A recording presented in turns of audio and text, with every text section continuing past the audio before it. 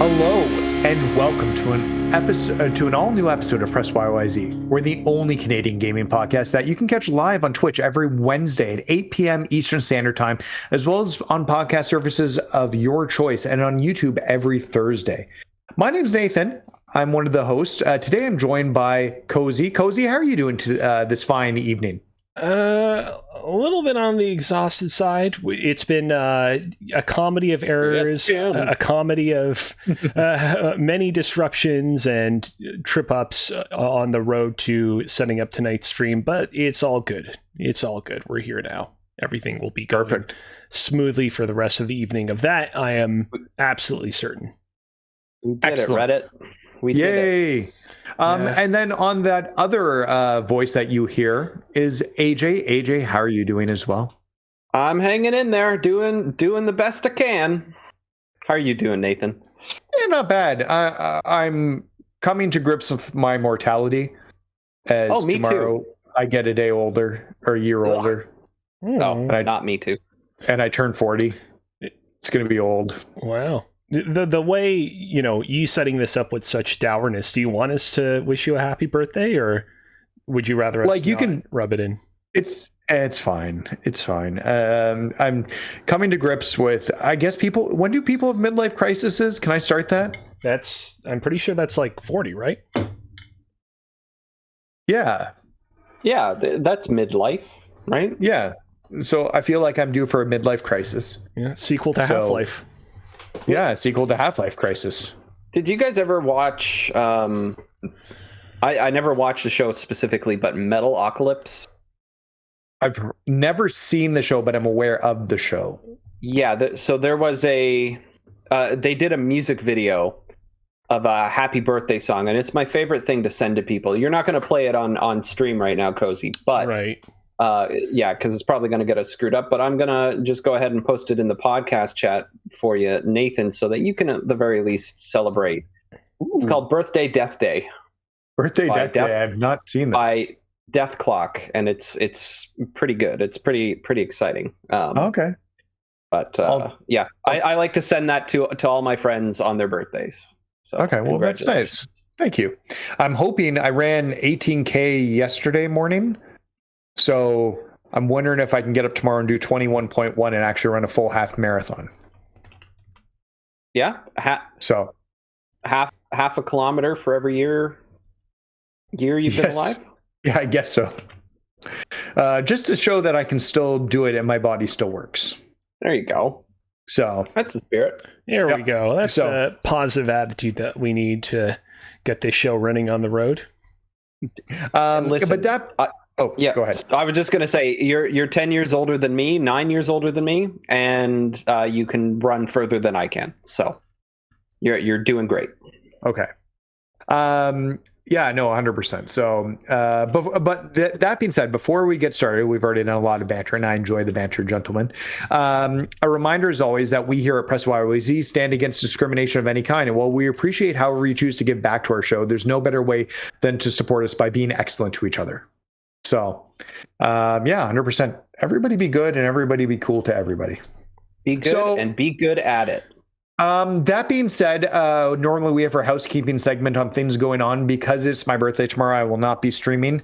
I'm spending time with the family tomorrow night, so my apologies. And I couldn't stream earlier this week because I was traveling for work. So no streams from me. Cozy, what's your streaming plans? TBD on whether I will be streaming something video game related next week. I forewent streaming last week and I forewent streaming this week so that I could set up for my crazy Snakequake Carrot Cake stream that I have coming up this upcoming Saturday. In fact, I did not originally plan on doing self-promotion of that, but I hope you guys won't mind if I indulge in a little bit of self-promotion. Yeah, go ahead. All right. Well, I mean, it's kind of hard to explain what this is if you're not a fan of the podcast, A Comedy Button. But in a nutshell, that podcast has had an ongoing joke over the years that they're going to make a movie called Snakequake, and they've never actually made the movie. However, I figured, you know what would be the next best thing? A carrot cake that I would make live on stream on twitch.tv/CozyBear Live as part of my Cozy Bears cooking series that is themed around their hypothetical Snakequake movie. So I'm going to be going ahead and I'm going to be doing that. Part of the reason why I'm doing this is because when I launch season 2 of Cozy Bears Cooking, I announced that I would be doing a 7-hour live stream if I reach 10 subs, and I reached those 10 subs, so here we are. I suspect plans are like still ephemeral in the air. I suspect that this will probably also be the last episode of season 2 of Cozy Bears Cooking. Cozy Bears Cooking will continue, but I do want to take a foot off the pedal for just a little bit, just so I can reconfigure the show and come back greater and better than ever. So be sure to tune in because it will be the last you see of Cozy Bears Cooking for the immediate future. Let's put it that way. Okay. Well, that's exciting. I see Scott Bromley has commented on your cake with the snake cake, so that's exciting. Yes, he has. Things are certainly gonna... I'm hoping for many more surprise appearances like that, but maybe not. We'll see. Okay. Well, excellent. So, Cozy, I'm excited to see how the Snakequake carrot cake turns out. So tune in for that. So no streaming this week. My apologies, friends. I'll be back hopefully on Thursday next week. I don't see why I wouldn't be. I'm not traveling for work for a few more weeks now, and I think we'll be back to a normal schedule. So that being said, let's get the show going. So we're going to talk about what's new, and then I've got a secret topic that I want to talk about. Oh, you didn't even prep us for this. No, it's secret. Whoa. Okay. A super secret topic. It's not that secret, but anyways, Sure. Let's start a little bit now. Cozy, I'm going to start with you because you have something that you've been playing that interests my interests. Yes. Sorry, AJ, you might be a little bit out on this one. I can't believe you've done this. But Cozy, tell me, you're finally playing Pixel Puzzle Makeout League. Yeah. What are your thoughts? Yeah, I honestly don't remember when I last played this game. Did I start playing this game earlier this year? I believe so. Yeah, you started it. Yeah, because we talked about it briefly. I was motivated to play this game because you played it and you came back very positive on it. And I was trying to remember if you played it like late last year or early this year. And early this year it would have been correct. late last year because it made my game of the years last year. So maybe I played it late last year, last time. But either way, it's been quite some time, and I was not certain whether I would ever return to this particular game. But I had just finished up getting all the Metroids and all the power-ups in Metroid Samus Returns. I had beaten Halo 3, and I was looking to what I would play next, and I decided, you know what? Why not go ahead and finally finish off Pixel Puzzle Makeout League? And yeah, I've been having fun with this game. I am going to save all my thoughts for next week because unfortunately I've not yet been able to completely complete it, but I'm definitely getting close. I'm definitely in the end game of the pixels and the puzzles and the makeouts and the leagues. I will say, you were definitely correct, Nathan, that the game only gets weirder and stranger and more unusual as it goes on, as evidenced by the screenshot that I'm currently showing at the moment, and the screenshot that I'm going to show right here. This is a video game within a video game moment in Pixel Puzzle Makeout League that I was definitely not anticipating. And yeah, I'm definitely happy that I came back to this game to kind of see it through to the end. Have been enjoying myself. I will say though, wrapping in some of the earlier reasons why I stepped away from this game, and also, me not having completed it yet. This game is very verbose. Characters in this game like to talk a lot, and I will be totally honest in stating that there were quite a few moments over the course of the past few days where I would be playing kind of Pixel Puzzle Makeout League in the background while doing something else, and I'd be like kind of quickly glancing over at a bit of dialogue and seeing what characters had to say, and then just being like, all right, on to the next thing, on to the next thing. I was not kind of savoring each and every word in the way that I have done in the past with some other visual novel games. It's in a weird way, this game actually reminds me a lot of Mario and Luigi Dream Team on the 3DS. Okay. I don't know, did either of you play that one?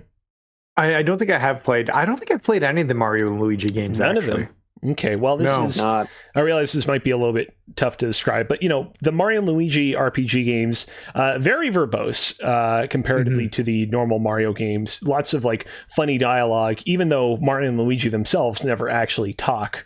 That game though went a little bit too far, where things got a little bit too quirky, and all of the various side characters in the game got a little bit too talkative. Still, like overall, like a solid like 7.8 to 8.0 RPG, but I definitely with that game found myself kind of like jamming the dialogue button a lot to kind of just get to the next objective. But I'm enjoying myself, and I'm looking forward to seeing how things shake out for the league. Okay, sweet. Well, I'm curious to hear your thoughts on it next week. Hopefully you get a chance to wrap it up.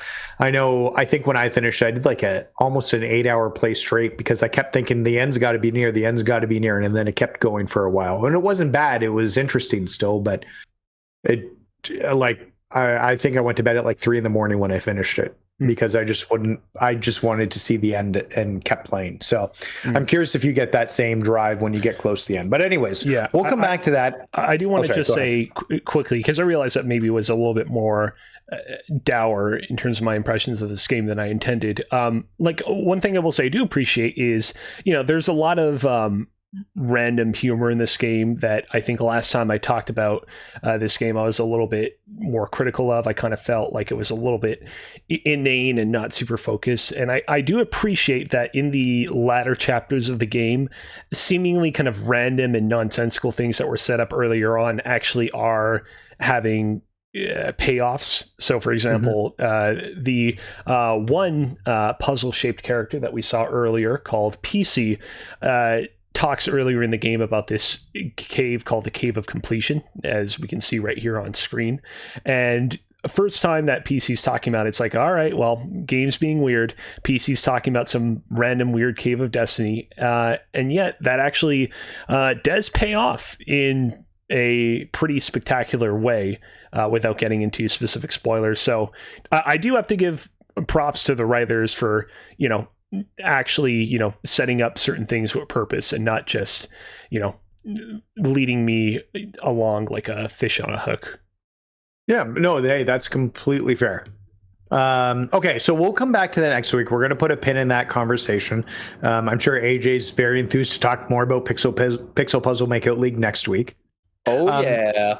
In the meantime, AJ, tell me a little bit about Timberborn. I've not heard about Timberborn, but you have it in a list. Yeah. What's Timberborn?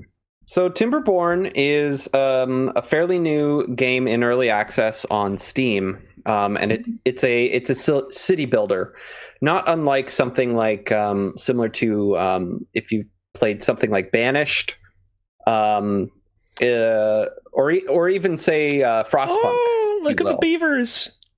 Yeah, so you're playing a colony of beavers in a post-apocalyptic post-human world who are developing their own society, and they have their own buildings and stuff, and you have to gather resources, plant trees so that you can harvest more wood and build dams to stop the water, to manipulate the water flow. Periodically, as time goes on, what happens is the world will go through a dry season, and the water will essentially dry up unless you've sufficiently dammed it off so that you can continue living forward and continue to quench thirst and continue to water crops and all that. before it all before the dry season ends. And it does this really neat thing where as the water starts flowing back in from the water source point, it expands the greenery around an entire area, surrounding the river, and that is where it enables you to plant things like carrots, potatoes, wheat, berry bushes, and various types of trees.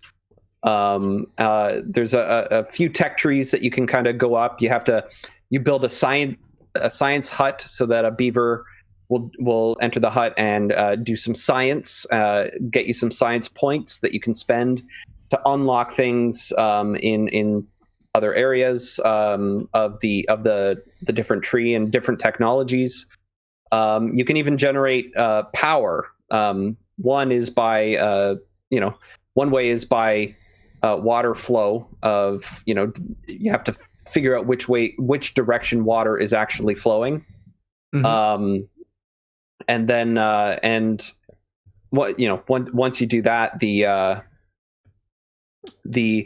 you can put in a water wheel, generate power from that so that some certain buildings can produce the resources that they make, because they require, you require some sort of power or electricity or what have you to generate planks and to generate gears, among other things. Around the world as well, really quick, there's also human ruins, which, they don't look like much other than kind of old decrepit metal towers, and that's where you get metal from, and you kind of work your way up a metal tree to an extent, try and create better things. Each beaver has their own, not personality, but they get randomly named and stuff like that. But every bit of resource that you have available to you, and as you progress, you unlock more resources to get. They can, as long as you're, let's say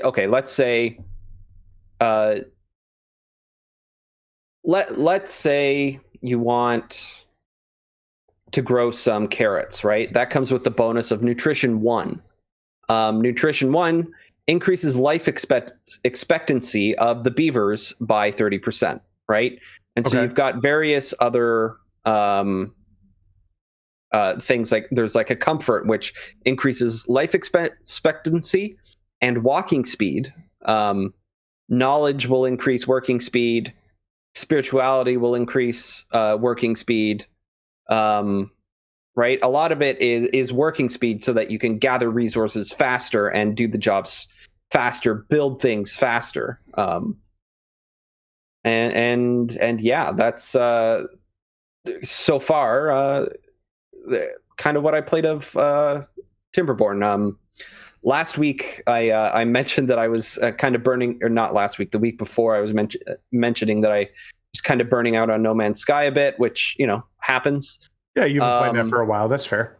Yeah, absolutely. And so I wasn't sure what I needed, but this ended up being the addiction of mine the last 2 weeks, trying to build a really good beaver colony to survive the next dry season. Oh, and as time goes on, the dry season gets longer and longer, to a point where, because otherwise, if it's an infinite dry season, then you're eventually going to run completely out of water and then die anyway. But is there like a specific in-game explanation of why things are getting drier and drier? Because all the humans are gone, so you'd think that global warming, or rather climate change, would be receding. I would imagine it's no different than a normal summer. There's no real explanation in that. Another thing that is available to it is there are different factions of beavers that you can start with. and each one comes with different perks. Like the one that I like to play with the most, I forget what they're called, but they're just like your generic beaver, and they can, you build them a fancy hut and allow them time to socialize, and they're going to reproduce and create more beavers. The secondary faction that you could start as, they're a little more work hard and technology focused, in that their only suitable way of creating new beavers is in these beaver generation pods, or so, like you're basically like tubes, like in like a test tube baby or sort of thing, right? And so you need to provide different resources to that so that they can continue to reproduce and expand. Okay. So, yeah. Do the beavers have opposable thumbs? Let me see. I mean, If you look behind me, I don't really know. A little bit. It kind of looks like maybe. See, when I think about beavers, I think about platypus, platypi. Okay. And platypi have like entirely webbed fingers and toes, right? But beavers aren't platypi. They're more like rodents, right? Yeah. Dad is on his podcast. You know that. Sorry. My wife's talking. That's okay. Oh, That's okay. Okay. Well, this looks interesting. So, wait, I might have missed the like, did beavers only survive, or are there other animals? Well, the game is in early access right now, but Okay. you're only controlling beavers. You're only playing as beavers. Beavers are the only animals that you see. You can't fish. You can't, go hunting or anything like that. It's just, Gotcha. It's just beavers and, sorry. There are beehives that you can put down. So maybe that gives a little bit more insight into the lore of it. No, interesting. Okay. Just curious. Yeah.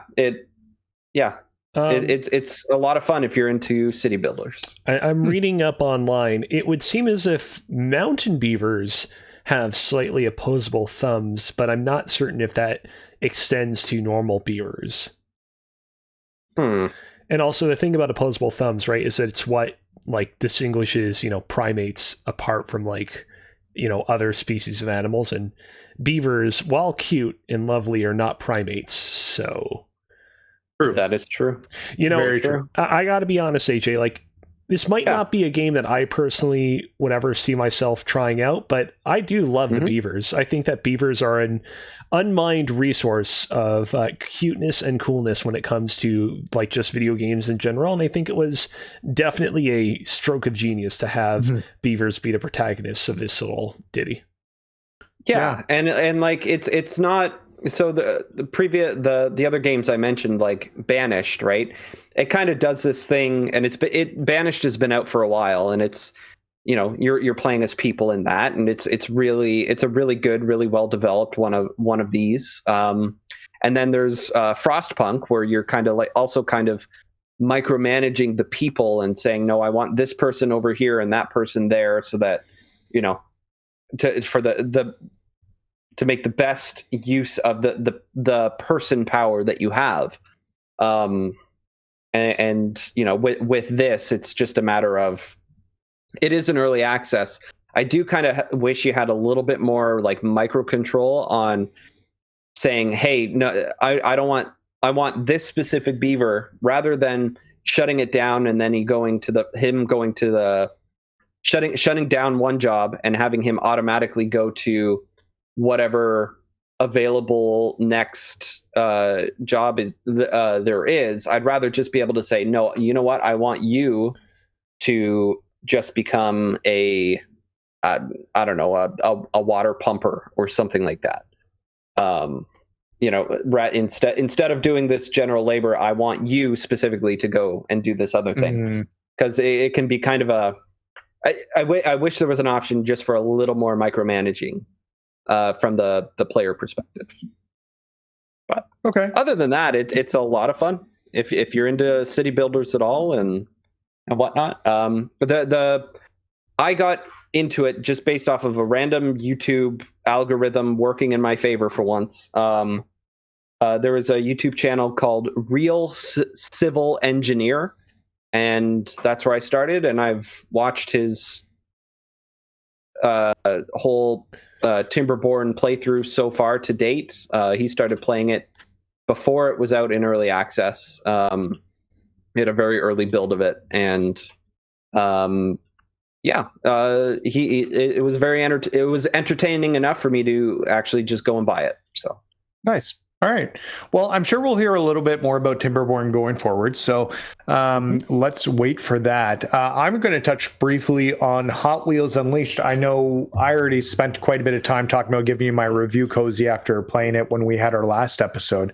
But I've definitely invested some more time into the game. In fact, my stream last Monday was actually the first day that Hot Wheels was out officially for early access. If you bought the more expensive version of it, it launched on the Friday last week, I believe. But it's a rocking good time. Now that I've had a chance to play more multiplayer, I've had a lot of good fun with it. So this is definitely, I think, up there in one of the top games I've played this year. So I've been kind of wanting to get to it at some point. I just haven't gotten inspired enough to play. I was burnt out, and you need to be in the mood for something specifically. And I don't know why it hasn't grabbed me yet, because it looks absolutely like my jam. Yeah. Well, and I thought it would be your jam too. So it's super fun. I'm curious to hear your thoughts when you do get around to it. It's very, very unique. I will say, so I found out after it launched and started able to talk to more people that there is no crossplay between systems, which is a little bit frustrating. The other thing is like designs, like tracks that you've shared and built and cars that you've customized don't share between consoles either. Oh, because somebody created a kind of funny garbage truck on fire, because there's a recycling truck you can drive in the game. Yeah. And created because I guess they were trying to do it on the Kind of Funny stream for customizing it. And for whatever reason, they couldn't do a good one. So this guy created one, and I tried to access it. And I'm like, it's not there. And then I realized he was playing on Xbox, and we figured out he's like, because there is a Hot Wheels account you set up, but I guess nothing. I guess it doesn't talk to each other. Yeah. Yeah, which is disappointing.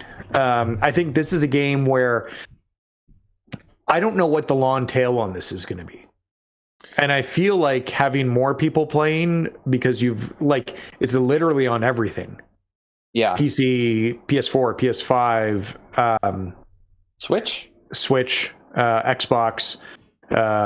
So it's on everything. So why not make sure you have as many players oh, bless me, as you can. And I guess I've been spending my time in the city mode, which I talked to you about when we did the review, Cozy City Rumble. I called you Cody. I don't know why. Cozy. It's the first time anyone's ever made that mistake. I can see how that would accidentally slip out. So anyways, so you have to beat these time trials, and they're super tough. They're not easy whatsoever, but you need to beat them all to get the 100% on the City Rumble and then unlock the rest of the secret cars. And I was doing that for the platinum, and then I realized, and Cozy, you're not going to like to hear this about this game. The platinum is a hell of a grind. So the 10 hours I put in, I earned about 10,000 coins in currency. And I got there's 3 coin collecting trophies, one for 10,000, one for 50, and one for 100,000. And it took me about 10 hours of playing that City Rumble mode to get currency to get to that 10,000. If you want to get the more, because you can't replay the stuff for more currency, as I'm finding out by replaying levels, you need to play the multiplayer mode and place well to earn currency. That reminds me of the Gears of War Seriously achievement, where in the original you needed 10,000 kills in multiplayer. Yeah. To get that achievement. And then in the second one, they upped it to 100,000. And then I forget what happened in the third one, but Jesus. Okay. yeah, that's ridiculous. Yeah, so it's not just that, it's the gear. So you also earn gears as well, and it's the same type of deal for earning the gears. So like I don't know if anybody's platinumed the game yet. I'm sure somebody was, because pre-release there was one guy who was just on it consistently. Like anytime I logged in and there was an active multiplayer lobby, he was in playing. So maybe he's finally earned enough. He got into that 50,000 points. So, but I'm really disappointed that the platinum seems like such a grind. Those seem like such an unattainable numbers for most people to hit. I mean, at least the game looks like it's a lot of fun. Like I had to grind like crazy to get the platinum trophy for Knack earlier this year, and that game was certainly not the best game out there. So, I mean, at least it has that going for it. Yeah. So I don't know. Like I said, I initially thought about platinum this game, but as I looked further into things, I was like, yeah, this might not be the best thought. What kind of variety of cars are available? Oh, a lot. Actually, Cozy, at the beginning of the stream, I think I showed off my cars. Can you pull that up? Is that too much to... I'll see what I can do. Already? Here's the thing. I may... Nathan, I have something to confess to you right now. I may or may have not saved the beginning part of the stream because the audio was either absent or kind of garbled there. And I think that the original like copy of the stream, like the original like unedited, unhighlighted version of it might be gone now because of it being too much time that has passed. Okay. Well, let me just talk through some of the cars here. So, so we've got quite a... Don't worry about it. It's all good. So there's quite a few. You can get some realistic cars like Quattro something. They have like realistic trucks in there. They have realistic cars. Then you get your like really weird cars that look like futuristic racing things that you would expect out of Hot Wheels. You get some really weird ones that are like have buns and fries on them, or like that are a hot dog that drives. Weird. So one of my personal favorite cars, though, is the Back to the Future DeLorean that I unlocked. Oh yeah, that I mean that's a classic. Yeah. Unfortunately, and my other one complaint is, as much as I'd love to keep playing with the DeLorean, it's not the best in stats. That that Dragon car you saw me driving so basically you unlock the cars and they're in blind boxes, and you have to spend in-game currency to unlock the blind boxes, or you get them while playing the City Rumble. And when you're going through, essentially, you just open up and you get random cars, and if you get repeats, you just sell the cars back for money, and then you can open more blind boxes with the money you earn. Got it. So, Does it feel predatory like a... No, not really, because you can't spend your own money on it, at least not yet. Okay. So that being said, you have common cars, you have rare cars, you have legendary cars, and you have what are called super treasure hunt cars. Okay. And those are like the super rare ones, and I've gotten 3 of those. A version of the El Camino that's like sparkly.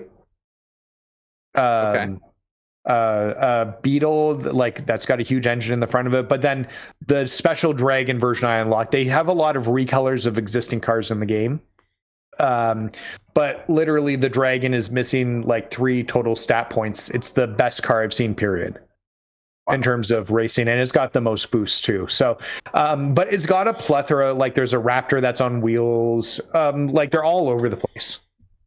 I think it's like 70 cars total that are in the game. So you can have a lot. Oh, the Snoopy's in it. Snoopy riding his doghouse. Oh, that's awesome. Yeah. I didn't know that was a Hot Wheel. Yeah. Kit from Knight Rider's in it. I'm trying to think about some of the Teenage Mutant Ninja Turtles Party Wagon. Batman 89.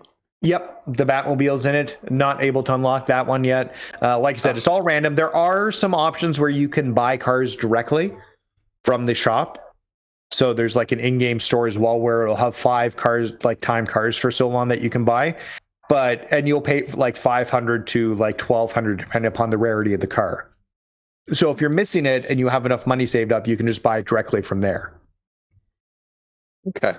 So it's not like super predatory because you can't spend in-game money on it. I just wish like there was better ways to get cars, or like if you got a car that you open from a blind box that you spent $500 on, when you sell it, instead of giving you 300 coins, maybe just give you the whole 500 back to open another one. Yeah, that'd be nice. So, especially because there'll be a lot of kids playing this, I'm going to assume. But it's fun. It's a good racing game, solid physics, just really fun and arcadey, and it feels like I can't believe they did this with the Hot Wheels license. Like I played a Hot Wheels game a few years ago, and it was not great. And this is just so much in the opposite direction of really, really strong and positive. So, yeah. So, anyway, so we'll move on from Hot Wheels. AJ, you've upgraded to Windows 11 and joined me as a Windows 11er. Thoughts so far? Yeah. Hold on. Before we kick off this conversation, quick dumb question. What do I have to do to get Windows 11? Because I've not received any notification thingamabobs yet. So it is officially out. You can just go to I found an article on The Verge, which how to upgrade to Windows 11 right now. It can be a bit of a process. I know for me specifically, I had to go into my BIOS on my motherboard and enable something, and then because I have an MSI motherboard, it came with like a couple like third-party partner additional drivers, that one of which wasn't working properly. I literally had to upgrade it just so that I could have the option to uninstall it and then upgrade to Windows 11. But yeah, you can just through this article, you can just find the right links that you need to figure that out, and if you can do some creative Googling, it should work just fine. Whenever I just want to say, whenever I hear about having to go into the BIOS, I get really excited because it reminds me of something from the Bionicle universe. Like we have to head to the BIOS and reactivate the Makutas or whatever, but it's never nearly as cool as that. Yeah, I've been on Windows 11 for a few months now, but I was in the beta access for it. I think I still have a beta version of it. AJ, correct me if I'm wrong. The thing you had to change on your motherboard was the TPE settings? Yeah, it was literally just enabling one thing because it's just off by default. It's apparently some like security measure or whatever for Windows 11 that it needs. I'm not that technical on it, but yeah. In terms of Windows 11, I don't dislike the centered taskbar as much as I thought I would. I've really gotten used to it. I have a lot of icons on the bottom anyway, so it kind of pushes the start button almost like a lot to the left anyway. The one thing about that does bug me is because on my main monitor right here, right in front of me, because the clock and like the internet connection, the volume thing, language, all that stuff is in the bottom right corner of the taskbar. The actual centered taskbar doesn't look centered anymore because there's something on the right side. That's just some stupid thing with my brain. Because on my second monitor, it looks perfectly centered because it doesn't have the time. It doesn't have the thing in the bottom right of the screen there. See, I don't have a bar in the second monitor of mine anymore. It disappeared completely. Taskbar? Yeah, I don't have it on my second monitor at all now. It's just on the main monitor number one with mine. That's weird. Very weird. Actually, I thought I'd dislike it, but I kind of nice having all the real estate and never pulling that bar up by accident. Yeah. One thing I am noticing lately is so I had to have some custom display settings because my monitors were a little out of sync in terms of like color and stuff like that. And it just happened to me now where all of a sudden it just swapped back to like a previous setting that doesn't look very good at all, and it's incredibly vibrant.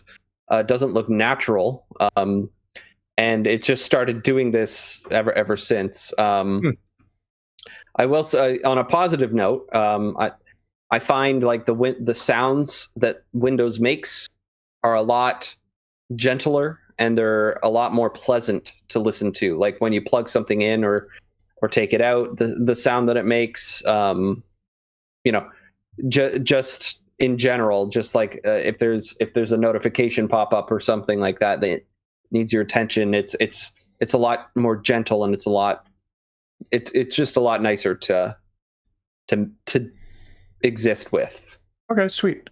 So okay, cool. Well, yeah, no, so I'm excited. Like, let us know your Windows 11 impressions as we go a little bit further here. I know a lot of people are going to be curious about that, I am sure, and whether they should be upgraded or not. For now, I've been pretty stable on it for like months. It's been pretty solid, so without any major issues. But I'm curious to hear other people's thoughts too. So finally, before we get into topic of the show, which you guys don't know, and I'm sure I'm going to have a bad take here, but I'm just curious about your thoughts.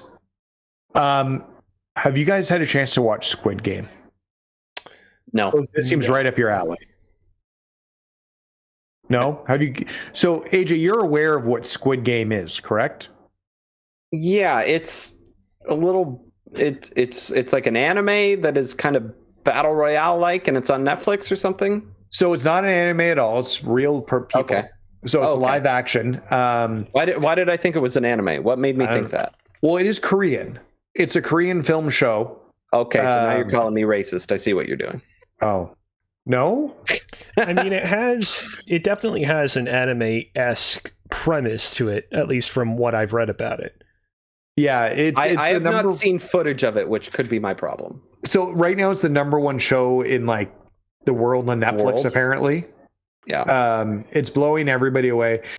One of my friends recommended it to me, and I was like, at first when he talked about it, I thought it was an actual reality television show, because the premise is that they've taken these people from Korea who are in debt and can't pay their bills, and essentially put them in a game to potentially win a lot of money. And you have to play children's games to win, and if you fail, you're eliminated. The first game you play is red light, green light. So you move on red, you stop on green. It's a pretty simple concept when you're playing these kids games. Unfortunately, the way they do the eliminations is they kill you. Oh dear.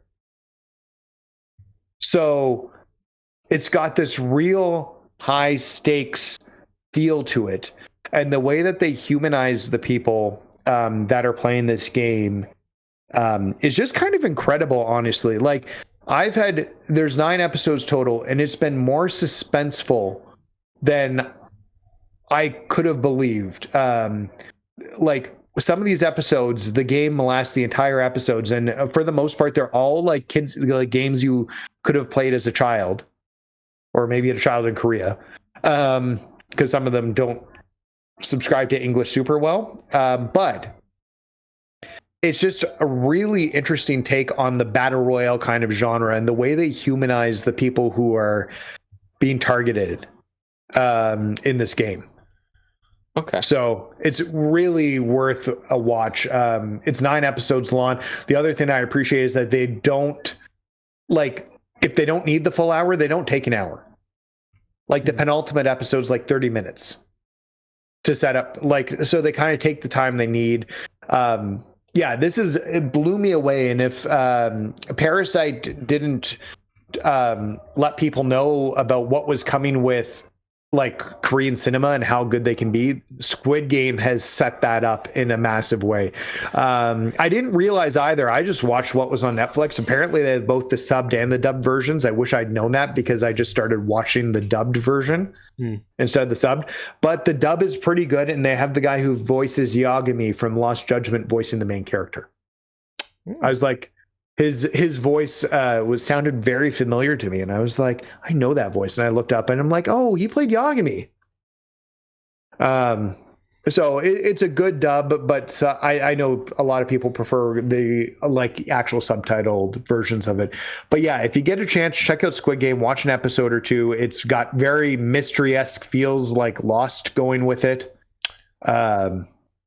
Yeah, it's going to be on the top of year of things I've watched this year, and probably is the top right now, even with all the good television we've received from Marvel and Disney and everything like that. So I can probably get to it after I finish catching up on Dexter with Rachel, because she had never watched Dexter. And I had watched all of Dexter, and so before the new season starts in November 7th, I believe, I started it from the beginning with her, and I'm watching it with her, and we've got 2.5 seasons left. Okay, all right. Well, get to it when you can. It's a fun watch, but it's a perfect thing. It's just perfect to go through. It doesn't take too long to get through it. They're apparently talking about doing maybe a season 2 at some point, but that's not confirmed at all right now. But with the success worldwide, the success is definitely going to propel a season 2 into existence, even if it's not currently on the cards. Yeah. So, but yeah, check it out. Let me know your thoughts. I just wanted to go on a soapbox for a bit and say, if anybody watching, if you haven't seen Squid Game, check out Squid Game, because it sounds like it's not great, but it's probably one of the best shows I've watched all year, hands down. So, anyways, so that being said, we're now going to jump into topic of the show. Before we jump into topic of the show, I have a brief news segment called Cozy's Follies. I'm probably wondering, what in the world is Cozy's Follies about? Well, after I beat everything that there was to beat in Halo 3 and Metroid Samus Returns, but before I started Pixel Puzzle Makeout League, I just remembered I scrolled through the PlayStation 5 store to see if there were any games of interest for me to get, and I happened across a game called Hentai vs. Evil. Now, I've heard of this. I'm not going to play the trailer. The trailer itself doesn't have anything like incriminating, but we have had kind of a mixed history on this podcast with, ecchi content. So I'll just show you like the first kind of screen from the trailer to kind of give you an idea of what you're in for. I'm going to sound like I'm bullshitting so hard here. I did not know that this game was one of those super easy, get a platinum trophy in an hour games, but it 100% is. And the moment that I jumped into this game, I almost slapped myself in the face, because I genuinely purchased this game thinking, oh, this is a weird, quirky game. If you're calling your game Hentai vs. Evil, you must be a developer that's really in on it. It never occurred to me that, you could be a developer that's really in on it, and you're also out to make a quick buck as well. And so, yeah, I kind of paid the price in that regard. Yeah. Yep. I'm watching the trailer, and same here. It looks like a Steam store asset swap, like quick. Yeah. That's not great. Okay. Yeah. PlayStation, do a better job at quality control. It's also on the Switch. Yeah, it's also on the Switch. I know. All right. Yeah. Well, okay. And that's the end of Cozy's Follies for this week. We'll see if this segment ever comes back. Let's do better, Cozy. For the record, I still did get both platinum trophies on PlayStation 4 and PlayStation 5. So I would expect nothing less. Can I vote to rename Cozy's Follies to Do Better, Cozy? All right. If I remember that, I'll definitely make a point of implementing a fancy intro graphic and whatnot. We'll see. I'll record an audio. Do better, Cozy. Do better, Cozy. Oh boy. We can have a proper audio clip to play you in for it. Okay. All right. So I've got a secret topic of the show for you. And this is just kind of how I'm feeling. But I don't know if you guys are aware. There was an announcement of the final Smash character. Mm-hmm. Yes. Yes, there was. So my good take is that Sora is a good addition to Kingdom Hearts and a good fitting final character. Yeah, he's a good addition to the series that he's a part of. Sorry, not Kingdom Hearts, to Smash. Sorry, I'm getting things mixed up in my head here. He's a good addition to Smash. He's a great a great final character. I'm glad he's in the game. My kids are very excited. I recorded them reacting to it this afternoon because I just got home from a work trip. So I'm hoping to cut that down and get their reactions, although they pretty much knew he was in it. So it wasn't as like when I got... They heard it at the schoolyard? Yeah, or like somebody on YouTube, I'm sure, spoiled it.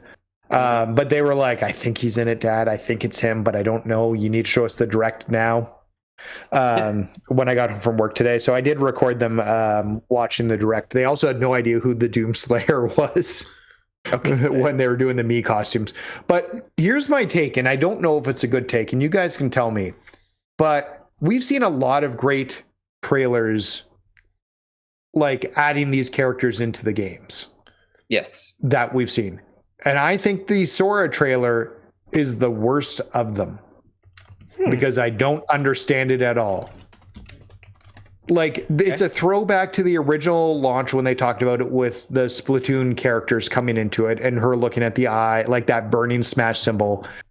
And you get that, like, it's a throwback to the original trailer with this burning Smash symbol. But yes, I don't understand why it just goes out and then there's flame that just drops out. And then it's like on fire, and then Mario picks it up and throws it, and it's a Keyblade. And I don't understand why it's a Keyblade. I think we've seen much better integration of new characters and how they've brought them in versus them just being like, oh, here's the Keyblade. I have a quick answer for you. Yes. I don't know. I don't think it will satisfy, but it's a quick answer. Okay. The answer is anime. That is why. All right. Well, that is an answer. I mean, I've given this some thought, actually, and I think, like, I think that the whole point of the trailer, right, is that the trailer starts out with Mario and company all entirely frozen in statues, and I think that that's supposed to represent that, you know, we've reached the end of an era. This is the final Smash character in Smash Bros. Ultimate. This is, you know, likely to be the final Smash game of its kind, and there's this sort of brief moment of like sadness and darkness where it's really kind of, you really kind of like get a sense of the kind of finality of things, of everything kind of coming to its conclusion and reaching its end, and everyone looks dead. And I think that like Sora's kind of presence and, you know, everybody coming back to life is supposed to symbolize how, like, yes, it might be the end, but nevertheless, you know, Smash, the spirit of Smash will still live on, even if Smash Ultimate might be kind of at the end of its life cycle in terms of updates and whatnot. I don't know if that was a little bit rambling or whatnot, but that's sort of my interpretation. And I kind of get that's where it is. Like, it's kind of like a feel of like how Smash was. Like, it felt more like a Smash trailer than it felt like a trailer about Sora and bringing Sora in, just especially with the creativity that we've had with some of these other trailers. Like, I go back and I think about the Sephiroth one, and you have Mario, like him almost seemingly putting the is it the Masamune he carries? It sounds right. Is that his sword? The Masamune? Yeah, that sounds right. Through Mario. But like, very iconic that has happened in the past. You know, I really should have prepared you guys for this topic, because now that we're talking about this, I mean, I kind of want to rate the what is it, 11 additional characters trailers from top to bottom. But I don't know if we can do that on the fly. No, I'm totally down. Let's do it. Let's start it out in release order. Yeah. Okay. So and this is exclusively just with the DLC characters for this game, correct? Yes. Do we include Piranha Plant? Yeah. All right. Yeah. I mean, I feel like Piranha Plant will probably rank last, just because it's the least. The most interesting thing about the Piranha Plant trailer is that it's Piranha Plant. Otherwise, I think the trailer's whatever. But let's talk about that one first. Sure. Okay. So let's go through the trailers quick. and then we can kind of rank these in order. Okay. So this happened midway through the big Smash presentation that happened before the game came out, like midway through. Mm-hmm. And this is definitely not something I think any of us saw coming. There's no audio, but it's worth pointing out that the moment Mario looks at Piranha Plant, like the music completely stops because it's like, wait, what's going on? Also, how's Piranha Plant in and Waluigi couldn't get in? I don't know. Now that we know the entire list of characters. Save it. We'll save it for Smash 6, I guess. Yes. I kind of feel bad that I didn't play as more Piranha Plant when the game came out, because he seems like a real fun character. I played a little bit when it first came out, and it was fun until you got online and then you saw how bad you really were with it. But that's with every character. Does anybody have a link to the DLC characters? I'm pretty sure. Let me see if I can get these all off the top of my head. Piranha Plant, Joker, the hero from Dragon Quest, Banjo-Kazooie, Terry from King of Fighters or whatever that conglomerate series is. King of Fighters, Fatal Fury. The protagonist from Fire Emblem Three Houses. I know they have an actual name, but it's and that was the end of season 1, right? Where they announced season 2. And then things get a little bit confusing. Was the next character Midman from ARMS? Yes, Midman was the first looking one. At that's right. Midman from looking ARMS. at a list right now. Yep. And then it was either Steve or someone else next. I think it was Steve. It was Steve next. Steve. Yeah. And then it must have been, it was somebody, and then it was Sephiroth, and then it was Kazuya, and then it was Sora. Oh, yes. King K. Rool. No, King K. Rool was part of the original roster. Oh, was he? Oh, never mind then. Okay. All right, AJ, so you have the actual list, right? Yes, I have the actual list. Fighter Pass Volume 2 was Midman, Steve, Sephiroth, Pyra, and Mithra. Oh, Kazuya, right. And then Sora.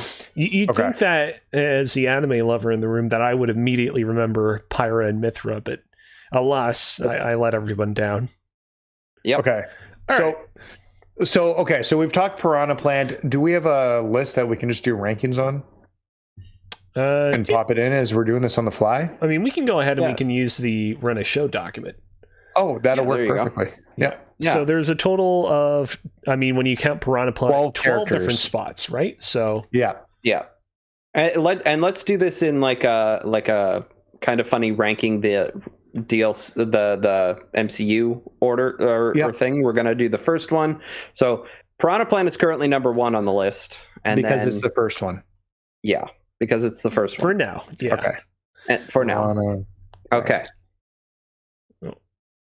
I believe it's Pranha. There we go. Yeah. Okay, so Piranha Plant is number 1. So next we got to jump into Joker. Now, this is the one that was unveiled at the Game Awards that year. It was one of the very last announcements of the show. Awards. It was It teased everybody because they thought Persona 5 was coming to Switch. Yeah. So everything's all red. Someone said, "Take your heart." Yeah, and if I remember correctly, they're talking to each other here. Yeah, they're hearing them. The people talk to each other from the game. They break the fourth wall. They're like, "Oh, Joker's at the Game Awards. What's he's here? He's still here to steal something, but what?" Mm-hmm. Yeah, and lots of cool things going around. Again, this is all just sort of like stalling for time, and then we don't know it yet, but Joker just picked up the envelope. It's gonna go through a couple form changes, and here we go. And this that's when everybody freaks out. Yeah. This is the moment. As soon as you see that symbol, that circle and cross lines thing. Very briefly, you can actually see like the dust clouds from Joker and company's defeated enemies form into the shape of other Smash characters, including like there was Samus, Ness, Link, and like one or two others. Kirby, I believe. A little bit like kind of too bad that we didn't get to see anime versions of those characters in like a more complete form, but you know, can't have everything. So for me, at least at this point, I think this is a perfect Smash trailer. I think there's a few things. Number one, it caught everybody by surprise because who would have thought Joker would be in Smash considering he hadn't at that point been on the game on the Switch yet? Yeah, it made you think that the game was coming to Switch. It was very in world of the game of origin, which I appreciate. And then suddenly, very similar to when they announced Isabelle was coming to Smash. Everybody thought, oh, it's going to be a big Animal Crossing Switch reveal. Animal Crossing reveal. Oh no, she's in Smash, right? Like that moment. I think this is a really good Smash trailer. Yeah. I think it's like, don't get me wrong, I'm a Persona 5 diehard. I've beaten it twice in regular and royal, but I think this is a perfect way to introduce a character into the series and kind of play on the character in their own series, but at the same time, having those dust clouds of the defeated enemies becoming the characters from Smash, I think was a really cool little nod to everything. So yeah, thoughts, Cozy? I guess if we're doing this kind of funny style, AJ, is Joker better than Piranha Plant? In terms of that trailer, absolutely. Yeah. Cozy? Yeah, I'm right where AJ is. Okay, so Piranha Plant is moving to number 2, and Joker is going to be number 1. All right, so next up we have Hero from Dragon Quest. I'd forgotten what happens in this particular trailer, but just looking at the thumbnail kind of jogged my memory. This one begins in media res with the characters inside the world of light from the campaign for Smash Bros. Ultimate. Link's fighting some people, and the tension escalates, and eventually the hero bursts onto the scene when all seems lost. Yeah. And if you think back to the Piranha Plant one, specifically, okay, so the Joker one, it was a surprise. You didn't know it was going to be a Smash trailer. Yeah. This one, you knew it was a Smash trailer. Piranha Plant, you knew it was a Smash trailer. This is very similar to the Piranha Plant, but it's actually a pre-rendered CG cutscene. And instead of just the gameplay one that the Piranha Plant used, that was gameplay in Smash, because there's been no real Piranha Plant gameplay. So while that made sense, this actually went the other direction from the Joker and was just like, let's start in Smash and then surprise, it's Hero. Yeah, because you knew a new character was coming at this point. And it was just, which is the new character? Who's the new character? And then you see the galloping of the white horse, and maybe that's a tell if you're familiar with the games. But then, and then Hero comes out. Yeah. So, okay. So I've got a good feeling on this. I actually like Hero as a character because of the random stuff they did with him. I thought some of the random stuff was really cool. I hate Hero as a character, and that may color my opinion on this trailer. Okay. Yeah, I didn't know. Oh, what was the part here, Cozy? Because they're back into CGI again. Oh, hey, it's Zero Suit Samus. This is just the part at the end for the showing all the different hero characters from the different heroes from the different games. Yeah. So because these are from different ones. That's right. Okay, so this part's kind of cool. The fact that they had all the different heroes from the different games, even though they were costume changes. Yeah, added a little bit extra to it as well, because you didn't see that coming. You saw the Dragon Quest 11. Meanwhile, you've got the characters from 8, and I don't know the other 2. So, okay. So we've watched the trailer here. We've talked about it a little bit. Let's take the character out of consideration and how they play in the game. But in this trailer, would you rate it higher than Piranha Plant? Yes. Yeah, just because there's more going on. How about than Joker? No. No? Okay. I would. Really? Okay. Yeah, so you need to be the tiebreaker. Okay, I am going to break the tie and put Joker still number 1. Sorry, AJ. No, that's okay. I will say, this trailer might not have done it for me, but the Mr. Sakurai Presents that accompanied this particular trailer. I mean, all of the Mr. Sakurai Presents are great, but this one especially was good because, I don't know that much about Dragon Quest, and Sakurai definitely kind of filled me in on what I needed to know about the hero and the game series he comes from. So that's pretty cool. Okay. Sweet. Okay, so what's our next one that we're going to? Next one is going to be Banjo-Kazooie, which I believe was for the E3 following Smash Bros. Ultimate's release. Oh, this is the one that I played on stage at EGLX in front of Greg Miller. I played as Banjo in when he did that Smash tournament. I remember that. Yeah. There's actually video of it somewhere on YouTube. Mm-hmm. Oh. I do remember that. I will watch that Smash tournament. Yeah. So this was another we don't know what character it's going to be. We just know that there's going to be a Smash announcement. So what's interesting about... Go ahead. I was going to say they're showing the villains for the characters, right? The whole thing about this trailer is it's actually like a pseudo sequel to the trailer that introduced K. Rool. Yeah, that's right. Because in K. Rool, it had what you thought was Banjo-Kazooie, but it was Duck Hunt Dog, correct? Yeah. Right. Yeah. Exactly. It kind of tricked you. Originally, this was originally DDD, and then this time it's going to be Duck Hunt Dog with a fake out before the real duo arrive. Yeah. Which I guess there is a subtle nod here to just the Rare history as well, right? Mm-hmm. Right. Where because Rare made Banjo-Kazooie, Rare made the old Donkey Kong games. Donkey Kong Country, yep. Right? So, that was a subtle nod that I only just picked up now.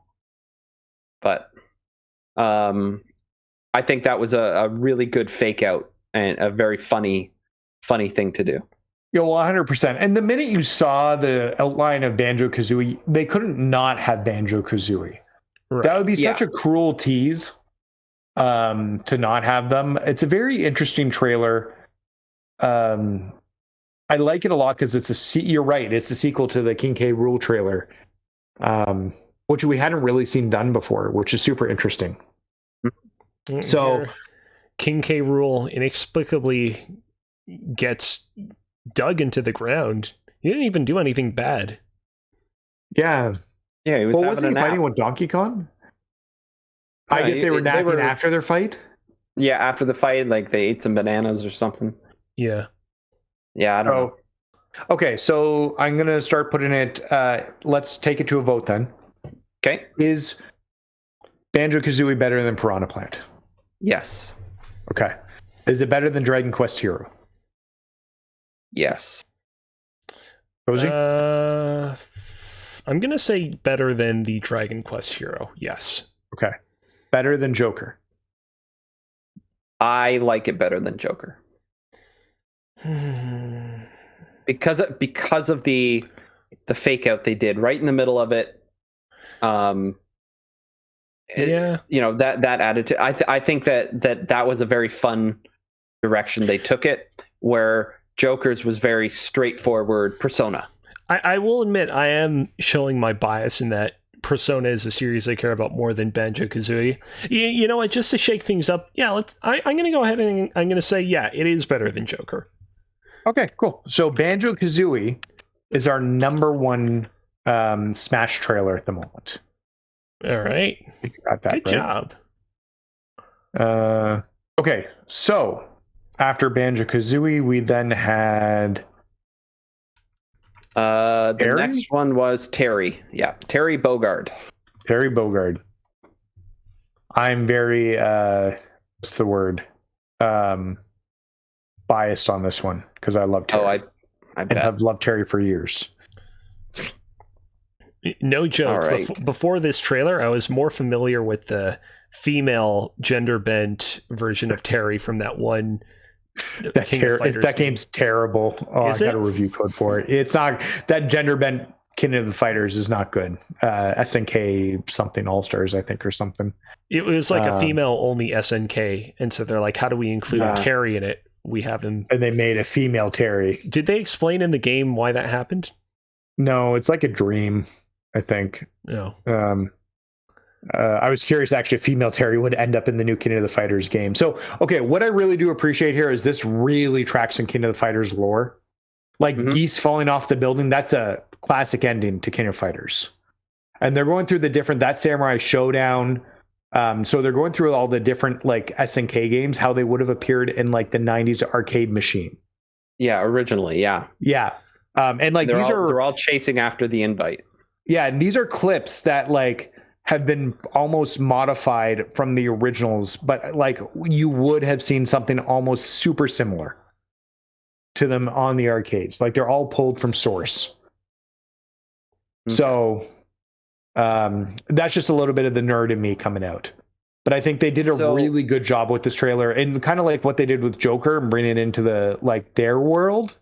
Yeah, I think so too. And I don't think they could have put any other SNK character mostly because I don't really know any other SNK character. Like, Ken and Ryu from Street Fighter. Yep. But then on the opposite side, like Terry is the Ken and or Ryu from King of Fighters. Is he not? Yes. So it's him and his brother Andy. Okay. And technically that'd be from Fatal Fury. Sure. They all end up in King of Fighters. King of Fighters is an amalgamation of Fatal Fury, Art of Fighting, some Samurai Showdown characters. They kind of took all their franchises and put them together in one game. It was kind of like the proto Smash Bros before Smash Bros, when you think about it. Yeah, really it was. Yeah. So I come off pretty high on this trailer just because of how everything was shot, and it was realistic to what the arcade game looked like. An SNK character is getting it, especially once they showed the Neo Geo logo. And that was kind of a fake out right at the beginning too, because did they show the Smash thing at the beginning? Yeah, they did. I think they did. Yeah. So we knew it was a Smash thing, and then they went Neo Geo. So like, okay, a character is coming to Smash. It wasn't like they didn't do the who was it? The I don't know. They didn't do something else where they made you think that it was a different game coming, or the Persona thing where you thought Persona was coming to Switch. Like you knew it was a Smash thing. Yeah, I believe this had a separate event. I don't think this was in a direct. So I think they're like, this is when they started getting into we're doing events to talk about the new characters coming. Yeah, this was in November of 2019, so it was kind of out of nowhere. Yeah. I'm pretty high on this, but I want to know where you guys rate. I am going to blow minds. I think this is my new number one. I think the only thing about this trailer that doesn't vibe with me is the fact that obviously these are not characters or franchises that I'm familiar with, but I love the concept of this trailer, that everyone is thirsting to get their hands on a copy of the Smash Bros. Invitational envelope and are willing to do everything and anything to get their hands on it. Okay, so Cozy's going right to number one with it. AJ, where do you think it feels? We have to do the formality bit of it. So is it better than Piranha Plant? Yes. Can I assume everything's better than Piranha Plant? Right now you can, yes. Yeah. Dragon Quest Hero. Yes. Joker. I'm going to say yes. Okay. Banjo-Kazooie. No. Okay. You know what? I'm going to be... Let's keep it at number 2. Oh, all right. Okay. I do enjoy King of Fighters, but and Terry, but I don't want my bias to be showing. So I think choose a really good spot for this trailer. I think it's a really strong one. So next we'll we have see if it stays there. Byleth. Yes, Byleth. If I remember correctly, this was not received well. This was January of 2020. I believe this was the last pre-pandemic Smash trailer that we got. If you can believe it. Then we went into pandemic Smash trailers. So right up front, it was they really did not do much to hide who the next Smash Bros. Character was going to be. There's a fake out in this trailer. Am I not correct? Well, but we saw them right away. Do we know this is a Smash trailer? I missed the very beginning. Yeah, it showed it at the very beginning. They showed the Smash logo thing coming in. Did it? Okay. Yeah. Oh, no, wait. You know what? I'm trying to think about it. So the version of the trailer that we're watching right now is the version of the trailer that Nintendo put out after the Smash Bros. Direct, but I think it's possible that the original version of this trailer did not have that thing at the front of it. Yeah, I think that's right. I think this was kind of because they don't say Smash until like a later point here. Yeah. In this trailer. And there was a fake out. And this was January, which I feel like would align it with it appearing in a direct, right? Correct. Yeah. And because she's just like, you must join Smash here. And I think that's when we realized what was going on. Yeah. And then they have the character die or get hurt, and they bring in the female Byleth as well. And she gets her own intro screen, I believe. Am I correct in that? We definitely get to see the female version of Byleth in this trailer. I just remember people being like, but I seem to remember. Oh, good. Another anime sword guy. That's what people were doing. We need more Fire We literally Emblem. saw like a bunch of anime sword guys a second ago. Like they know what they're doing. They literally did that. Yeah. Here we go. Very memeable moment with her hand on her cheek like that. Yep. All right, here we go. And then there's, as previously discussed. So female Byleth gets her due. I mean, ultimately, I don't think that this swings the trailer like one way or another, but I will say what I do appreciate about a character like Byleth is because they're a like Nintendo-owned character and they don't have to go through any like crazy copyright issues or whatever. Like in the scenes that we see of Byleth fighting in their stage, we get to see all sorts of other characters from Three Houses. You contrast that with the Sora battlefield from the most recent trailer, and like the amount of other Kingdom Hearts characters in that particular stage are pretty scarce. I don't disagree. We'll talk about Sora when we get to the last one, because I think that we'll think it was address that then. I think using a female version of the character to introduce the different weapon styles is a really cool thing to do. Yeah. Okay, so this is like, I mean, not that these trailers are always like the shortest things in the world, but this is a long trailer. Yeah, it's not a short trailer in any regards because they were introducing the two versions of the characters. Yeah. And they kind of gave them each their own length of trailer. So, okay, so let's go back to the list here. It is worth pointing out. Never mind. No, I thought this was the Smash Bros. Reveal where they also revealed Sans, but I think that was in a later update. Yes, I think you're correct there. Anyways. All right, let's do the ranking. Do we think it's better than Piranha Plant? Yes. Yes. Yeah. Better than Dragon Quest Hero? I'm going to say no. Yeah, I think I'm going to say no as well. Yeah, I agree with this. I think Byleth was one of the most underwhelming character additions, and the trailer didn't help to make it hype it up. Yeah. Like even when you see Smash Brothers Cross Fire Emblem on the screen, you're like, we've done that.